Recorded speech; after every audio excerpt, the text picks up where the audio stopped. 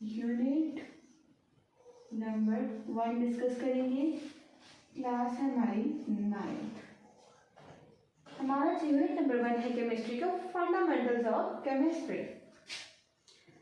Fundamentals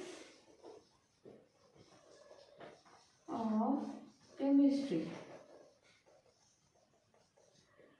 fundamentals of chemistry में क्या है? बेसिकली केमिस्ट्री की बुनियादें, जिससे हमने केमिस्ट्री सीखनी है, केमिस्ट्री पढ़नी है, केमिस्ट्री को समझना है, केमिस्ट्री को सर पे सवार नहीं करना, केमिस्ट्री को बोझ नहीं बनाना। केमिस्ट्री एक बेसिकली बहुत ही इंटरेस्टिंग सा सब्जेक्ट है हमारा, इसको हमने इंटरेस्ट के साथ पढ़ना है। हम यहाँ पे सबसे पहले पढ़ लेते हैं डिफाइन केमिस्ट्री। तो केमिस्ट्री ऐसी ब्रांच है, ठीक है, ऐसी ब्रांच है जिसके अंदर हम जो है एक ऐसा सब्जेक्ट, एक ऐसी स्टडी है जिसमें हम पढ़ते हैं किसी भी चीज़ का स्ट्रक्चर कैसा है, उसके अंदर प्रॉपर्टीज़ कैसी हैं, लाइक वो सॉलिड है, लिक्विड है, गैस है, उसका कलर कैसा है, वो चीज़ फिजिकली कैसी दिखती है, और रिएक्शंस, और उसके अंदर होने वाले तमाम रिएक्शंस और उसके अंदर तमाम उसका बिहेवियर, वो हम केमिस्ट्री में पढ़ते हैं। तो केमिस्ट्री के अंदर सबसे पहले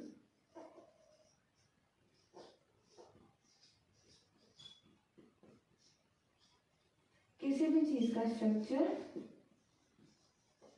कि उसकी हालत कैसी है, वो दिखती कैसी है, स्टेट कैसी है, कंपोजिशन,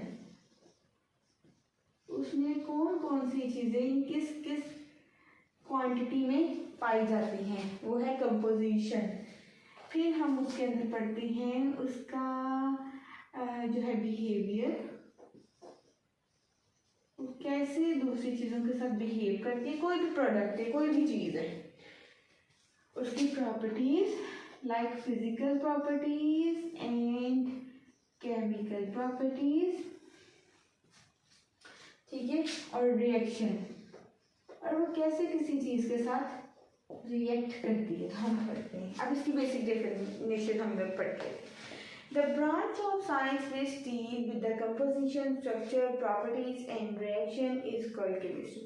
जिसके अंदर composition पढ़ते हैं, किसी चीज़ का structure, chemical properties, physical properties, उसका reaction, ठीक है, वो है हमारी chemistry। For example, एक जो हमारी टूथपेस्ट बन रही है, हमारा टूथपेस्ट, हमारा जितना भी जो है डेली लाइफ में यूज़ होने वाले प्रोडक्ट्स हैं, वो केमिस्ट्री की ही बदौलत है। केमिस्ट्री है तो हमारी लाइफ एग्जिस्ट कर रही है, हम लोग चीज़ें इस्तेमाल कर रहे हैं, प्रोडक्ट्स इस्तेमाल कर रहे हैं, कोई भी शैम्पूज है तो हमारी उसमें केमिस्ट्री है, हम कोई भी चीज़ इस्तेमाल करें तो उसके अंदर हमारी केमिस्ट्री मौजूद है, ठीक है। तो ब्रांचेस ऑफ केमिस्ट्री, अब हम यहाँ पर डिस्कशन कर लेते हैं ब्रांचेस ऑफ केमिस्ट्री, ठीक है, केमिस्ट्री की ब्रांचेस क्या क्या हैं, ठीक है। तो हम पहले पढ़ लेते हैं फिजिकल केमिस्ट्री, ठीक है। पहले हम यहाँ पे ब्रांचेस राइट कर लेते हैं, उसके बाद एक एक को हम डिस्कस कर लेंगे। सेकंड पे हम कर लेते हैं organic chemistry, organic chemistry. Third पे हम कर लेते हैं इनऑर्गेनिक केमिस्ट्री, थर्ड पे हम कर लेते हैं इनऑर्गेनिक केमिस्ट्री। फोर्थ पे हमारे पास आ जाता है बायो केमिस्ट्री। सबसे पहले फिजिकल केमिस्ट्री, फिर organic chemistry, inorganic chemistry, bio chemistry, industrial chemistry, industrial chemistry. Chemistry का इंडस्ट्रीज में क्या रोल है? इंडस्ट्रियल केमिस्ट्री में न्यूक्लियर केमिस्ट्री, न्यूक्लियर केमिस्ट्री सबसे इम्पोर्टेंट लाइक न्यूक्लियर केमिस्ट्री हमारी है। फिर नंबर 7 पे हमारे पास आ जाएगा एनवायरमेंटल केमिस्ट्री। एनवायरनमेंट के साथ कैसे बिहेव कर रही है केमिस्ट्री, इसके हैजर्ड्स कैसे हमारा एनवायरनमेंट इफेक्ट कर रहा है, और जितनी भी इसके अंदर टोटली फैक्टर्स हैं। Analytical chemistry, classical chemistry. ठीक है, तो हम सबसे पहले ये ब्रांचेस हैं, ये डिस्कशन है फिजिकल केमिस्ट्री। अब हमारे पास आती है main physical chemistry. Physical chemistry is defined as the branch of chemistry that deals with the relationship between the composition, physical properties of matter along with the changes in them. Branch है chemistry की जिसके अंदर किसी चीज़ की properties पढ़ती है, उसका behaviour, उसका कंपोजिशन कैसी है, उसका कलर, उसका बॉडी का बिल्कुल मैकेनिज्म कैसा है, दिखने में कोई चीज़ कैसी है, उसमें कितनी चीज़ें किस किस क्वांटिटी में मौजूद हो रही हैं। इसके अलावा हम इसके अंदर पढ़ते हैं फिजिकल केमिस्ट्री में फॉर एग्जांपल मॉलिक्यूल्स आपस में कैसे बिहेव कर रही हैं, गैसेस लिक्विड्स कैसे बिहेव कर रही हैं, लिक्विड्स के अंदर जो मॉलिक्यूल हैं वो कैसे बिहेव कर रहे हैं, गैसेस के अंदर मॉलिक्यूल्स का क्या रोल है, तो ये हम सारा फिजिकल केमिस्ट्री में पढ़ते हैं। ऑर्गेनिक केमिस्ट्री के अंदर हमने ये चीज़ें याद रखनी है। Organic chemistry is the study of component compound of carbon and hydrogen and their derivatives. Organic chemistry के अंदर हम कार्बन और हाइड्रोजन के कंपाउंड्स के बारे में पढ़ते हैं। ठीक है, covalent compounds of carbon and hydrogen और डेरिवेटिव। जबकि इनऑर्गेनिक जो है इसका उल्टा है। It is a branch of biology in which we deal with the study of all atoms except carbon and hydrogen atoms and it's derivative. यानी कि carbon और हाइड्रोजन के कंपाउंड्स के अलावा हम तमाम एलिमेंट्स, एटम्स, मॉलिक्यूल्स के बारे में पढ़ते हैं। जबकि ऑर्गेनिक केमिस्ट्री के अंदर सिर्फ compounds of carbon and hydrogen के डेरिवेटिव पढ़ते हैं। अब यहाँ पे कह रही हैं ऑर्गेनिकली, यानी कि लेबोरेटरीज में जितने भी कंपाउंड्स बन रहे हैं, लेबोरेटरीज में नाइट्रोजन, हाइड्रोजन, क्लोराइड, हाइड्रोलाइन, इन सब का जितना भी लेबोरेटरीज में कंपोजिशन है, जो भी रिएक्शंस होके प्रोडक्ट बनता है ऑर्गेनिक केमिस्ट्री में, वो लेबोरेटरीज में वो सारा ऑर्गेनिक केमिस्ट्री में। जबकि इनऑर्गेनिक केमिस्ट्री के अंदर जो आ जाता है ना, लाइक इसके अंदर बनना है ग्लास, सीमेंट, सेरामिक्स, इंडस्ट्री से रिलेटेड, यानी कि इसके अंदर सारा इंजीनियरिंग से रिलेटेड प्रोडक्ट्स और इनऑर्गेनिक केमिस्ट्री में बनना है कि जिसमें सीमेंट आ गया, ग्लास आ गई, मतलब घर का घरेलू सामान, और फिर जो है जो भी घर की कंस्ट्रक्शन में यूज़ होने वाली चीज़ें वो सारी, और इनऑर्गेनिक केमिस्ट्री है। बायोकेमिस्ट्री में बेसिकली बायो हमें पता है बायोलॉजी, केमिस्ट्री बायो, और केमिस्ट्री का कंपोजिशन बायोकेमिस्ट्री, जिसके अंदर हम पढ़ते हैं to the branch of chemistry in which we study the structure, composition and chemical reaction of substance. अब एक लिविंग ऑर्गेनिज्म से, लिविंग ऑर्गेनिज्म प्लांट हो सकता है, एनिमल हो सकता है, ह्यूमन बीइंग हो सकता है, कुछ भी हो सकता है, उसका स्ट्रक्चर, फॉर्म एंड स्ट्रक्चर वो दिखने में कैसा है, सबसे पहले उसको आँख से देखना कि कोई भी बॉडी देख कैसी है। उसके बाद एक लिविंग ऑर्गेनिज्म के अंदर होने वाले तमाम चेंजेस अंदरूनी तौर पर और ज़ाहिरी तौर पर, फिजिकली और केमिकली तौर पर उसमें होने वाले तमाम चीज़ें उसको पढ़ना। ठीक है, तो जितने भी अब जैसे एक लिविंग ऑर्गेनिज्म है उसके अंदर कार्बोहाइड्रेट्स है, फैट्स भी हैं, चिकनाइयाँ भी हैं, लिपिड्स भी हैं, प्रोटीन्स भी हैं, हर चीज़ है एक लिविंग ऑर्गेनिज्म। इसका पूरा एक प्रोफाउंड है, एक पूरा इसका मुरब्बा है एक लिविंग ऑर्गेनिज्म। तो बेसिकली हम इसमें से कोई भी एलिमेंट अपना जो है उसको भूल नहीं सकते कि ये एक लिविंग ऑर्गेनिज्म बेसिकली इतनी सारी चीज़ों का कंपाउंड है, मजमूआ है, और हर चीज़ को डिस्कस करना हमारा तो मेन कंपोनेंट है।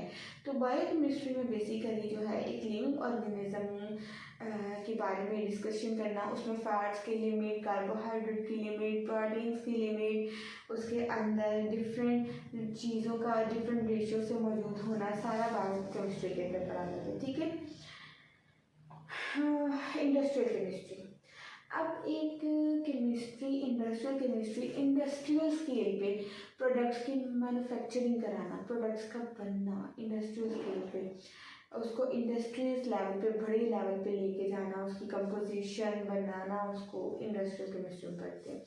अब इंडस्ट्रियल केमिस्ट्री में लाइक हमारे जितने भी कास्टिक सोडास हैं, जितने भी हमारे ये डिटर्जेंट्स हैं, इनका बनना और फिर जो इफेक्ट हो रहे हैं जिनकी वजह से, ठीक है, हमारी एक्टिविटी से, ह्यूमन बींग्स की एक्टिविटी से, ठीक है, वो सारा का सारा हम इन्वायरमेंटल केमिस्ट्री में पढ़ते हैं। फॉर एग्जांपल हमारा ट्रीज़ को काटना, कटिंग डाउन ऑफ ट्रीज, और उसकी जगह बिल्डिंग्स बनाना, हाउसेस बनाना, इंडस्ट्रीज बनाना, क्या ये जो है इंसाफ ना इंसाफी नहीं? क्योंकि cutting down of trees, cutting down of different plants, ये सारा जो है इफेक्ट करता है। हमें ऑक्सीजन कैसे मिलेगा? प्लांट्स हैं, ट्रीज हैं, अल्लाह ताला की तरफ से हमारे लिए एक बहुत बेहतरीन नमूना है कि हमें ऑक्सीजन वो प्रोवाइड कर रहे हैं, खुद हमारी कार्बन डाइऑक्साइड को एब्जॉर्ब कर रहे हैं। अब ज़मीन का टेम्परेचर इंक्रीज़ हो रहा है, डे बाय डे इंक्रीज़ हो रहा है हमारी अर्थ टेम्परेचर, तो इसमें जो मेन रोल है ना ये है कि डे बाय डे जो है ओजोन लेयर जो है वो कम हो रही है। उस ओजोन लेयर की डिप्लेशन की वजह से, कम होने की वजह से ultra violet radiation, UV radiation जो कि बहुत ख़तरनाक है हमारे लिए, इससे कैंसर भी डेवलप होता है। तो वो ज़मीन पे जब पड़ती है तो ज़मीन पे टेम्परेचर इंक्रीज़ होता है ओजोन डिप्लेशन की वजह से। ओजोन लेयर क्या है? बेसिकली ओजोन लेयर जो है ना वो अल्लाह ताला ने हमारे लिए एक प्रोटेक्शन बनाई हुई है। आसमान पे समझिए एक लेयर है जिसको कहते हैं ओजोन लेयर, जो कि हमारे लिए प्रोटेक्शन है, एक हमारी हिफाजत कर रही है हमारे स्किन कैंसर से बचाने के लिए। अब सूरज है ना, सूरज की कुछ ऐसी रेज है जो हमारी स्किन के लिए बहुत नुकसानदेह है, हमारी बॉडी के अंदर जाके तो हमें बहुत ज़्यादा हार्मफुल देती है। लेकिन अब वो ओजोन लेयर के अंदर सुराख हो रहे हैं, और सुराख होने की वजह से जो अल्ट्रा वायलेट रेडिएशन से सीधा ज़मीन पे आती है, और ज़मीन पे कौन कौन इफेक्ट होगा? Human beings, plants, animals, living organism effect होंगे उसकी वजह से। तो उसकी वजह से ना ज़मीन का टेम्परेचर बढ़ता है और इसीलिए ज़्यादा गर्मी है, क्योंकि अब बहुत ज़्यादा गर्मी इसीलिए होती है सिर्फ और सिर्फ हमारी ही जो है ना लापरवाही की वजह से, हमारे ही जो है इन सब ह्यूमन एक्टिविटीज़ की तरक्की करने की वजह से बहुत सारे नुकसान भी हैं। बेसिकली बटरली एनालिटिकल केमिस्ट्री ऐसी ब्रांच है केमिस्ट्री की जिसके अंदर फॉर एग्जांपल एक मेरे पास है बाउल, ठीक है, ये मेरे पास एक बाउल, मैं एनालिटिकल केमिस्ट्री का समझा रही, इसके अंदर है सैंड, एक सैंड है, ठीक है।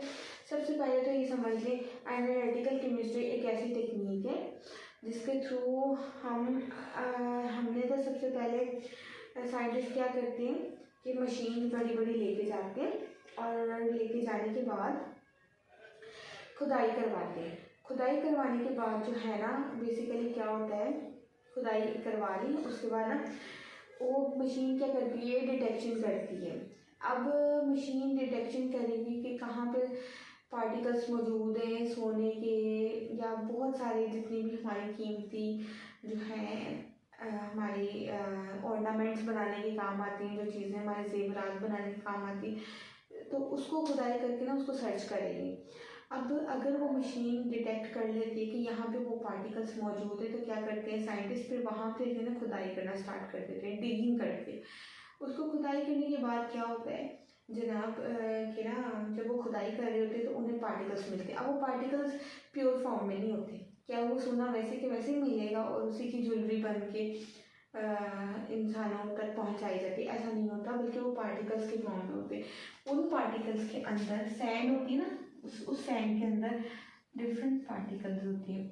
अब उन पार्टिकल्स के अंदर जी एक तो सैंड होगी, दूसरा इम्प्योरिटीज़ होंगी। इम्प्योरिटी के कहाँ पे पार्टिकल्स मौजूद हैं सोने के, या बहुत सारे जितनी भी हमारी कीमती जो हैं हमारी ऑर्नामेंट्स बनाने के काम आती हैं, जो चीज़ें हमारे जेवरात बनाने के काम आती हैं, तो उसको खुदाई करके ना उसको सर्च करेंगे। अब अगर वो मशीन डिटेक्ट कर लेती है कि यहाँ पे वो पार्टिकल्स मौजूद है, तो क्या करते हैं साइंटिस्ट फिर वहाँ पे जो है ना खुदाई करना स्टार्ट कर देते हैं, डिगिंग करके।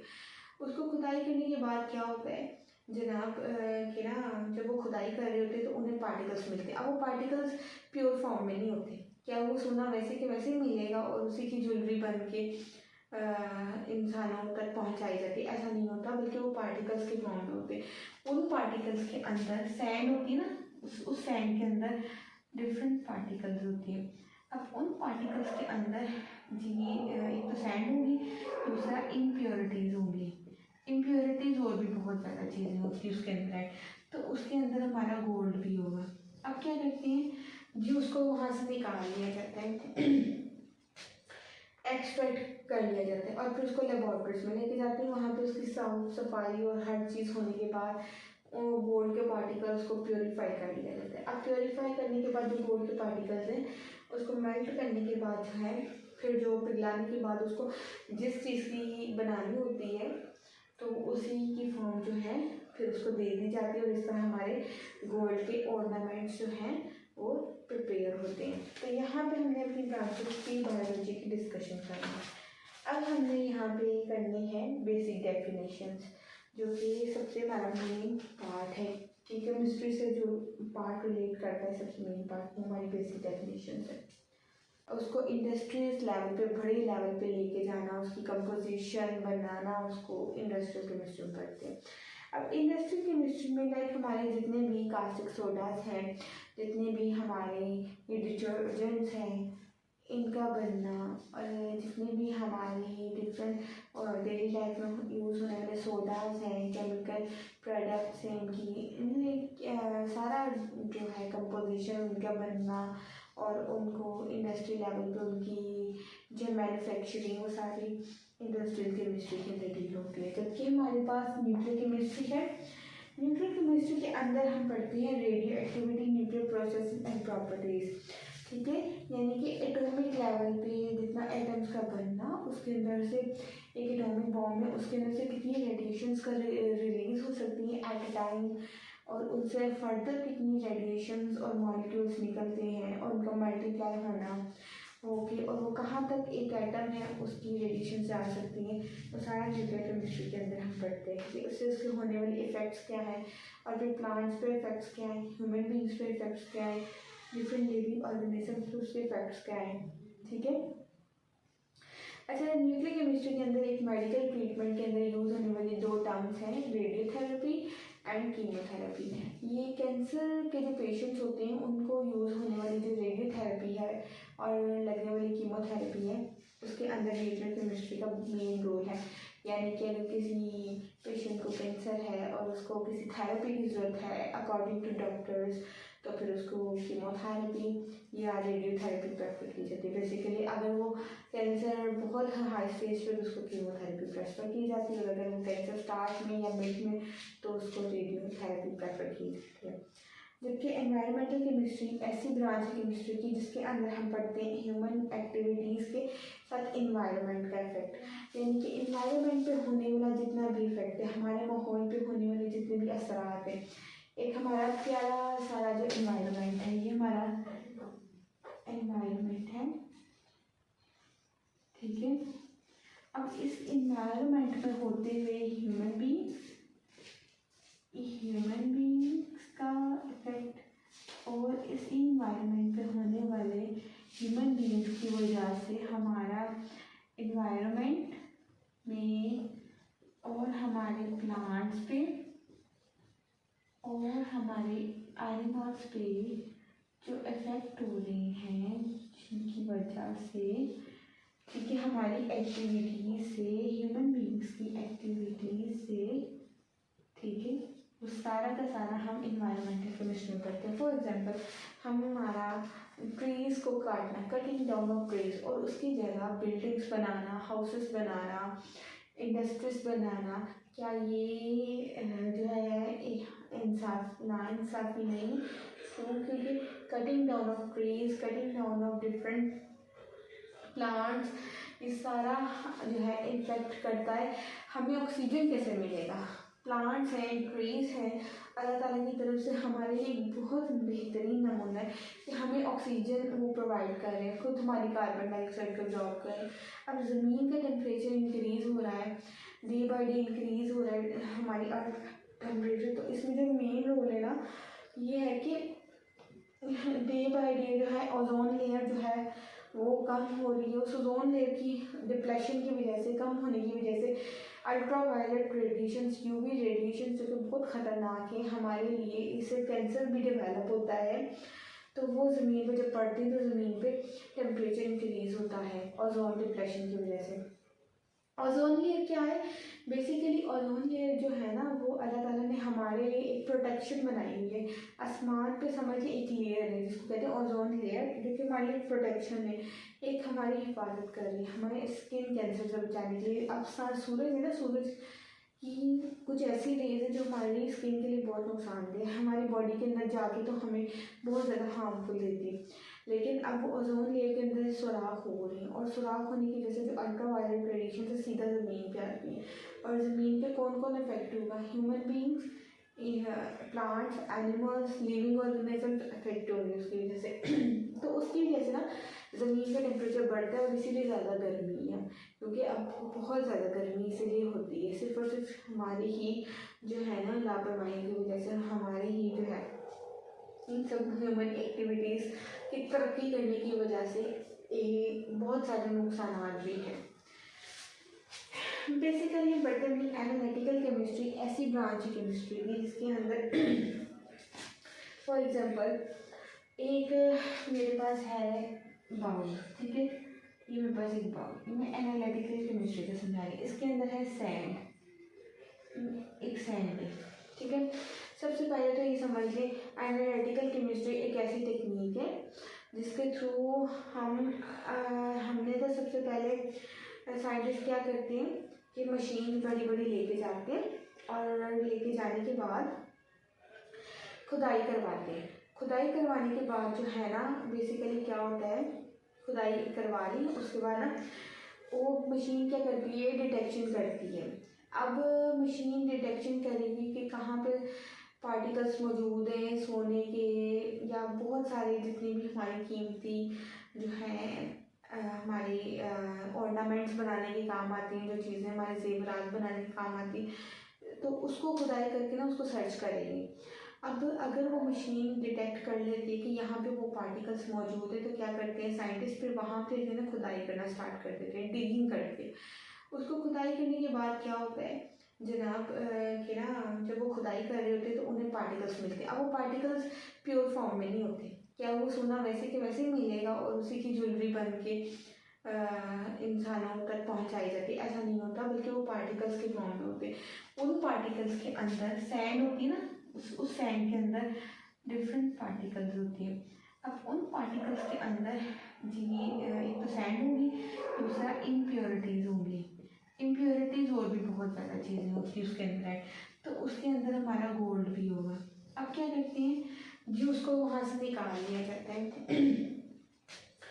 एक्सट्रैक्ट कर लिया जाता है, और फिर उसको लेबॉर्ट्रीज में लेके जाते हैं। वहाँ पे उसकी साफ सफाई और हर चीज़ होने के बाद गोल्ड के पार्टिकल्स को प्योरीफाई कर लिया जाता है। अब प्योरीफाई करने के बाद जो गोल्ड के पार्टिकल्स हैं उसको मेल्ट करने के बाद जो है फिर जो पिघलाने के बाद उसको जिस चीज़ की बनानी होती है तो उसी की फॉर्म जो है फिर उसको दे दी जाती है, और इस तरह हमारे गोल्ड के ऑर्नामेंट्स जो हैं वो प्रिपेयर होते हैं। तो यहाँ पे हमने अपनी ब्रांचेस की बायोलॉजी की डिस्कशन करना है। अब हमने यहाँ पे करनी है बेसिक डेफिनेशंस, जो कि सबसे हमारा मेन पार्ट है कि केमिस्ट्री से जो पार्ट रिलेट करता है, सबसे मेन पार्ट वो हमारी बेसिक डेफिनेशंस है। अब हम इस पर डिस्कस करेंगे बेसिक डेफिनेशंस, ठीक है। तो हमारे पास सबसे मेन डेफिनेशन है वो है मैटर। मैटर क्या है?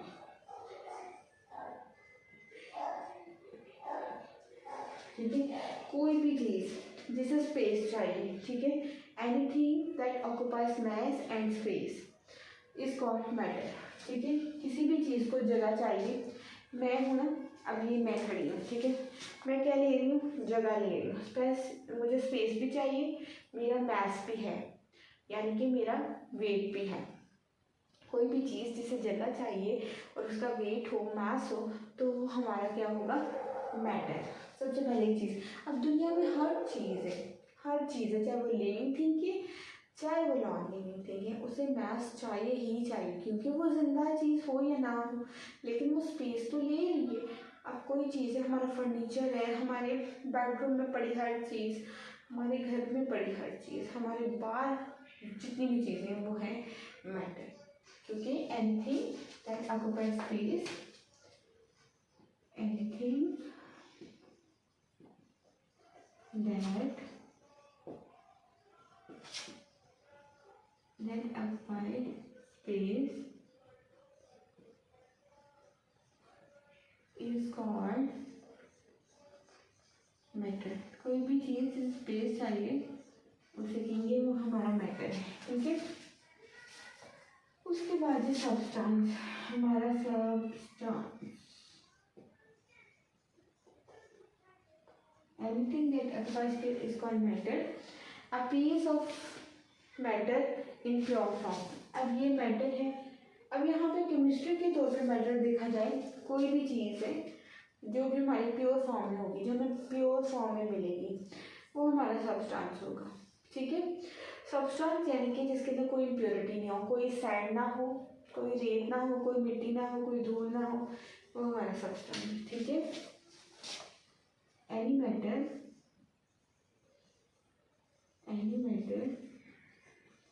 दैट इन प्योर फॉर्म में हो, ठीक है, इसको सब्सटेंस। इसी तरह हमारा है mixture, any matter that in impure form में जो चीज़ होगी ना वो हमारा क्या होगा, mixture.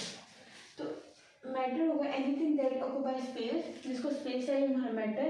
Anything that in pure form में होगी तो हमारी सब्सटेंस, लेकिन मिक्सचर इम्प्योर फॉर्म में जो हमारी चीज़ होगी वो होगी सब्सटेंस। अब हमारे पास किसी भी चीज़ की दो चीज़ें हैं, प्रॉपर्टीज हैं। कोई भी चीज़ है उसकी टू प्रॉपर्टीज हैं, ठीक है।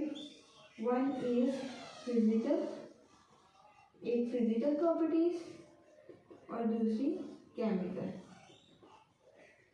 ठीक है। एक फिजिकल प्रॉपर्टी और दूसरी केमिकल प्रॉपर्टीज, ठीक है। कोई भी चीज़ है उसकी टू प्रॉपर्टीज हैं, एक फिजिकल और एक केमिकल।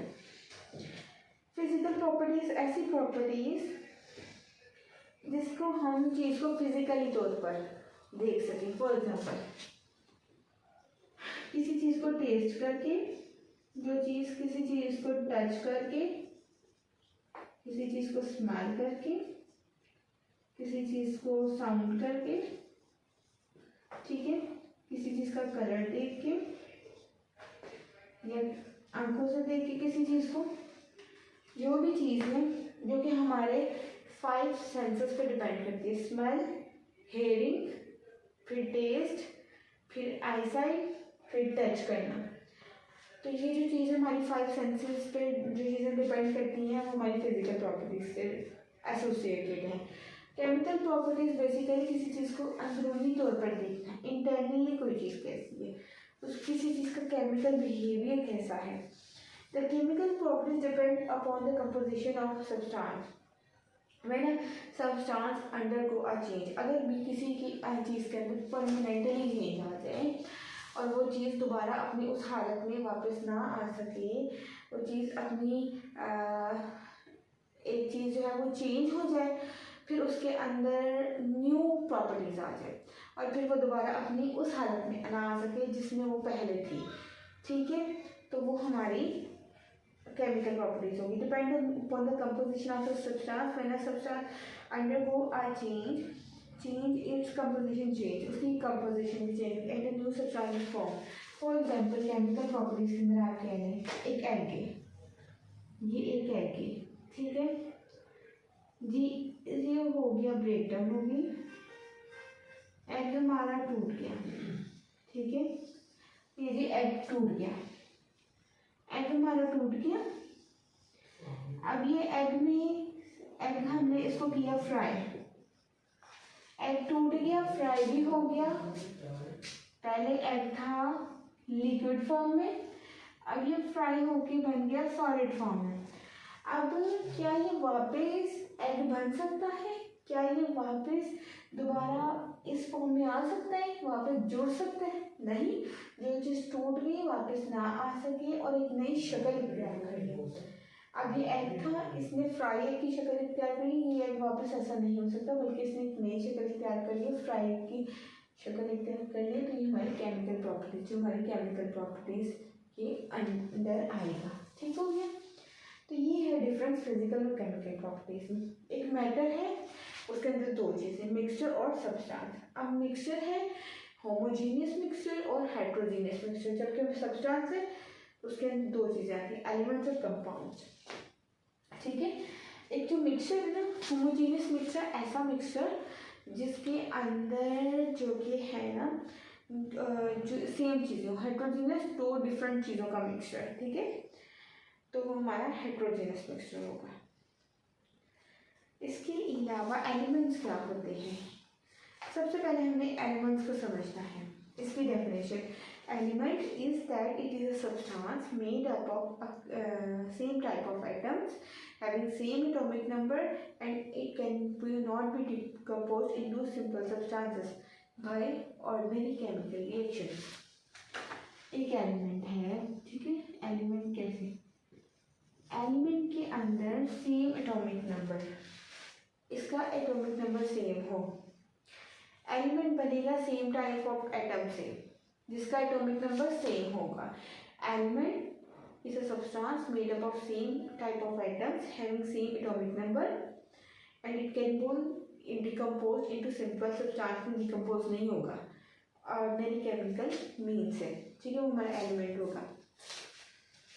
ठीक है, और दूसरा है कि एक जो एलिमेंट है, फॉर एग्जांपल ऑक्सीजन है, ऑक्सीजन की अर्थ पे रेशियो 47%, सिलिकॉन एमसीक्यूज के लिहाज से बहुत इंपॉर्टेंट है, इसको हमें तैयार करना है। Silicon 28%, aluminium 7.8%, oxygen 86%, hydrogen 11, chlorine 1.8, nitrogen 78, oxygen nitrogen बहुत इंपॉर्टेंट है 21%, आर्गन 0.9। ये बता रही है ओशन में है, ये अर्थ पे है और ये एटमॉस्फेयर पे, इन तीनों चीज़ों की वैल्यूज। एलिमेंट कह रहे हैं मे बी सॉलिड, लिक्विड और गैसेस। एलिमेंट कोई भी सॉलिड हो सकता है, लिक्विड हो सकता है, गैस हो सकता है। Majority of elements exist as solids, sodium, copper, zinc, gold. ठीक है, there are very few elements which occur in liquid state. Elements बहुत सारे कम हैं जो लिक्विड स्टेट में, मर्करी और bromine. A few elements exist as gases, nitrogen, oxygen, chlorine and hydrogen। Elements ऐसे दो को कुछ डिवीजन दी गई है, मेटल्स, नॉन मेटल और मेटलॉइड्स। अब यहाँ पे एक चीज़ आप लोगों ने याद रख लेनी है, इसको हाईलाइट कर लेना है। About 80% of elements are metals. 80% जो एलिमेंट्स है वो मेटल्स हैं। ठीक है, बाकी कुछ लिक्विड है, कुछ गैसेस हैं। एलिमेंट्स का सिंबल है, कहते हैं इसको रिप्रेजेंटेड बाय सिंबल से रिप्रेजेंट किया है। फॉर एग्जांपल सोडियम है तो इसका सिंबल है सोडियम का NO। हाइड्रोजन है, एलिमेंट है ना हाइड्रोजन, तो इसका सिंबल है हाइड्रोजन H। ठीक है, इस तरह से एलिमेंट को सिंबल से डिनोट किया जा रहा है। If it is one letter it will be capital as H for hydrogen, N for nitrogen, C for carbon। इसमें ये बताया है कि इनके पहले लेटर्स, कैपिटल लेटर्स इनको डिनोट किया जा रहा है। ठीक है, यहाँ पे जो है in simple covalent compounds valency is the number of hydrogen atoms. अच्छा, वैलेंसी क्या है, एलिमेंट की यूनिक प्रॉपर्टी जिससे एलिमेंट एक मखसूस दिखता है, एक इम्पोर्टेंट पार्ट दिखता है एलिमेंट, वो उसकी वैलेंसी है। Is the number of hydrogen atoms with combining one atom of the element और the number of bonds formed by one atom of that element. For example hydrogen है, chlorine, hydrogen में मिलना है chlorine के साथ। ठीक है, फिर हाइड्रोजन है, उसका ऑक्सीजन के साथ रिलेशन, फिर नाइट्रोजन है, उसका हाइड्रोजन के साथ रिलेशन। ये वैलेंसीज होती हैं, कितना के मतलब वो किस हद तक किसी चीज़ के साथ जो है ना आपस में शेयरिंग कर सकता है, लिंक हो सकता है। तो ये कार्बन है जिसे मीथेन भी कहते हैं। अब ये HCl यानी कि HCl, हाइड्रोजन के इसमें HR, H2O, हाइड्रोजन के इसमें 2 RA, NH3, तो NH3 में हाइड्रोजन के इसमें 3 नंबर आने, CH4 यानी कि 4 हाइड्रोजन आने। यहाँ पे हमारा एलिमेंट भी क्लियर हो गया। अभी हमारा सब elements and radicals with their symbols and common valences. Sodium है उसको हम Na से डिनोट करते हैं, potassium K, silver Ag, magnesium Mg, calcium Ca, barium Ba, zinc Zn, copper Cu, mercury Hg, iron Fe, aluminium Al, क्रोमीनियम Cr, ammonium NH4, hydronium H3O। ये आगे ions के form में आ गए ना, ये जब ये आयंस के फॉर्म में आ रहे।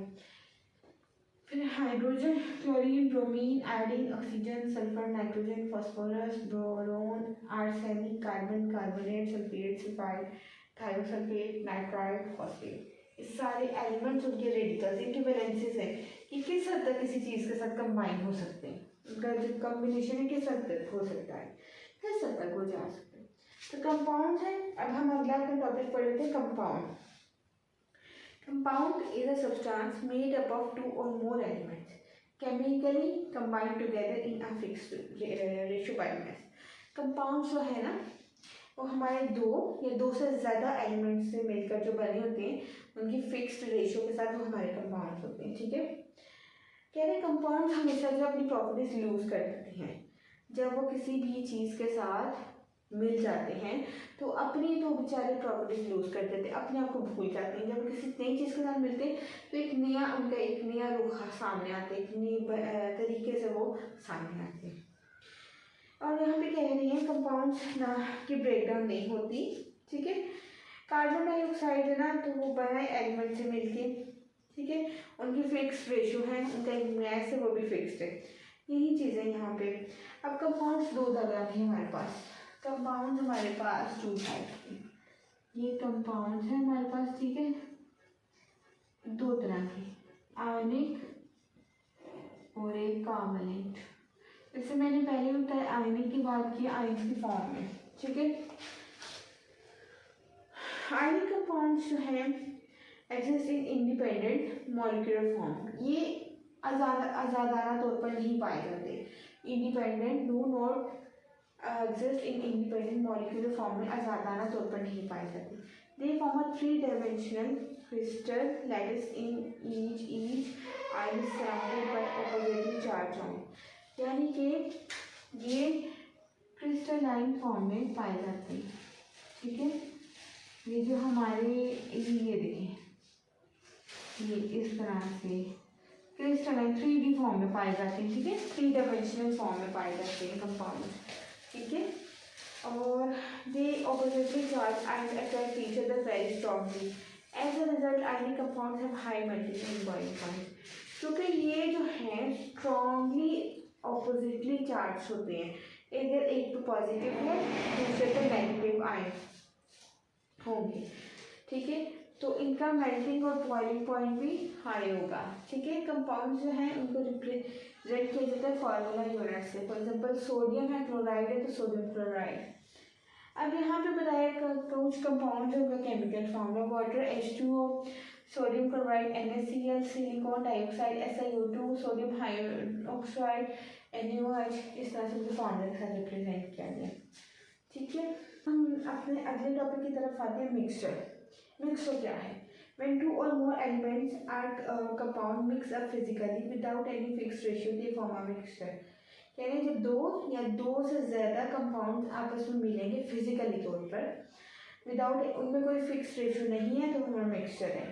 ठीक है, मिक्सचर जो है उसको सेपरेट किया जा सकता है। ठीक है, जो मिक्सचर है ना उसको सेपरेट किया जाए। जैसे मैंने आपको बताया सैंड है, सैंड में से डिफरेंट चीज़ों को निकालना, डिफरेंट प्रॉपर्टीज़ को निकाल के अलग करना। ठीक है, और अपनी जो हमें चीज़ चाहिए उसको निकाल के प्योरीफाई कर लेना मिक्सचर में से। ठीक है, मिक्सचर है that have uniform composition throughout are called homogeneous mixture. ऐसे मिक्सचर जिनकी कंपोजिशन जो है वो सेम हो, होमोजीनियस मिक्सचर। और हेट्रोजीनियस मिक्सचर जिनकी कंपोजिशन यूनिफॉर्म ना हो, ठीक है, जो सेम ना हो, जिनकी कंपोजिशन वो हमारे हेट्रोजीनियस मिक्सचर। कंपाउंड और मिक्सचर का डिफरेंस है। तो सबसे पहले it is formed by chemical combination of atoms of the elements. Compound बनता है केमिकल कम्बिनेशन से, एटम के और एलिमेंट के, जबकि मिक्सचर है वो बनेगा simple mixing up of substances के, सिंपली उसको सब्सटेंस के साथ मिक्स करके हमारा मिक्सचर बन जाएगा।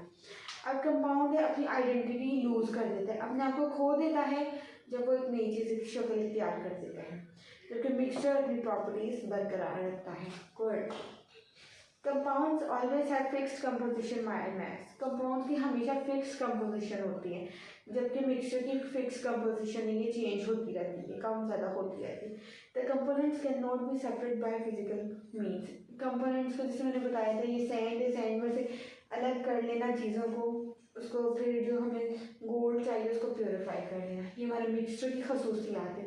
जबकि कंपाउंड में से हम ऐसे फिजिकली तौर पर नहीं चीज़ों को सेपरेट कर सकते, उनको बाकायदा अगर सेपरेट करना भी चाहें तो बड़ा टाइम और बड़ा इस पर टेक्निकली काम लगता है, और जो मिक्सचर है उनके कंपोनेंट्स को फिजिकल मेथड से सेपरेट किया जाता है। Every compound is represented by chemical formula, her compound को केमिकल फॉर्म में से रिप्रेजेंट किया जाता है, जबकि हर जो मिक्सचर के अंदर है कंपोनेंट उनका केमिकल फॉर्मूला नहीं है। कंपाउंड सिर्फ और सिर्फ क्या है, होमोजीनियस कंपोजिशन, जबकि मिक्सचर में होमोजीनियस कंपोजिशन भी है, हाइड्रोजीनियस कंपोजिशन भी है। कंपाउंड्स के शार्प है, हाई है मेल्टिंग पॉइंट और बॉइलिंग पॉइंट, जबकि मिक्सचर के शार्प मेल्टिंग पॉइंट्स ना बॉइलिंग पॉइंट शार्प नहीं है। एटॉमिक नंबर, मास नंबर, हमारा atomic number, mass number, relative atomic mass and atomic mass unit, how to write a chemical formula, empirical formula, molecular formula, chemical species, ion, types of molecules। आज हमने अपने topic में जो discussion की है वो compound और मिक्सचर तक हमारी डिस्कशन है, इसके मेन कंपोनेंट समझने की बहुत ज़रूरत है हमें, ठीक है, जो कि मैंने पीछे बेसिक समझे। अब अगला हमारा थोड़ा टेक्निकल काम है, वो इंशाल्लाह ताला मैं अपने नेक्स्ट लेक्चर में डिटेल के साथ आप लोगों को गाइडलाइन दूंगी। तो आज का जो मेरा टॉपिक है वो यहाँ पे एंड हो